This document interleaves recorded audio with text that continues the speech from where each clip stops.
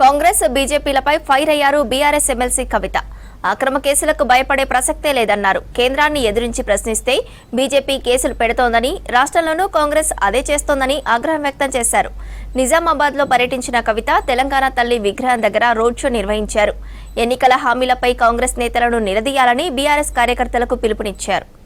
రకాలైనటువంటి ఇబ్బందులు ఎదురైనా, అనేక రకాలైనటువంటి కష్టాలు ఎదురైనా నేను నిప్పులాంటి నిజామాబాద్ బిడ్డను కాబట్టి పిడికిలెత్తి అన్ని ఎదిరించి మళ్ళీ మీ దగ్గరికి ఈ రోజు వచ్చిన మీ అందరినీ కూడా నాకు మద్దతుగా నిలిచినందుకు హృదయపూర్వకంగా ధన్యవాదాలు తెలియజేస్తా ఉన్నా.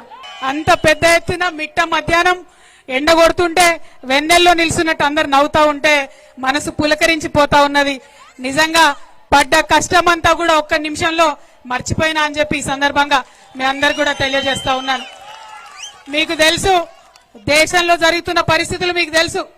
కేసీఆర్ గారిని ఎదుర్కొనే దమ్ము లేక, ధైర్యం లేక కేసీఆర్ గారి బిడ్డలైనటువంటి నా మీద, రామన్న మీద కేసులు పెట్టే ప్రయత్నం చేస్తా ఉన్నారు. మాది భయపడే బ్లడ్ కాదు, భయపెట్టే బ్లడ్. అసలు ఎట్టి పరిస్థితుల్లో భయపడేదే లేదు. మేము తప్పు చేయలేదు కాబట్టి నా మీదైనా, రామన్న మీదైనా, కావాలంటే ఇంకెవరి మీద కేసు పెట్టుకున్నా బీఆర్ఎస్ నాయకులం నిప్పు కణికల్లాగా బయటకు వస్తామని చెప్పి ఈ సందర్భంగా తెలియజేస్తా ఉన్నా.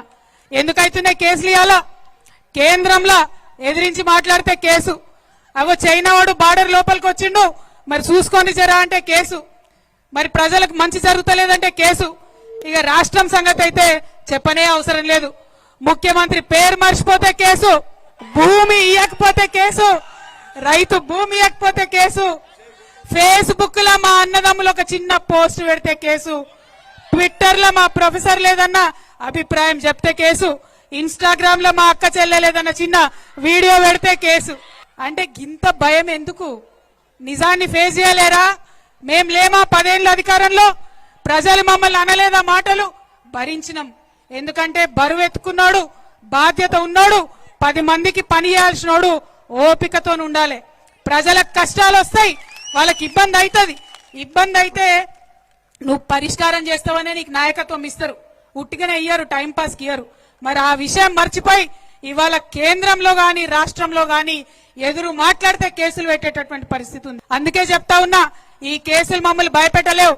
ప్రజల నుండి వచ్చిన వాళ్ళం, ఉద్యమం చేసి తెలంగాణ రాష్ట్రం సాధించుకొని తీసుకొచ్చినటువంటి గులాబీ పార్టీ వాళ్ళం. ఖచ్చితంగా గట్టిగా నిలబడతాం, ప్రజల పక్షాన ఉంటామని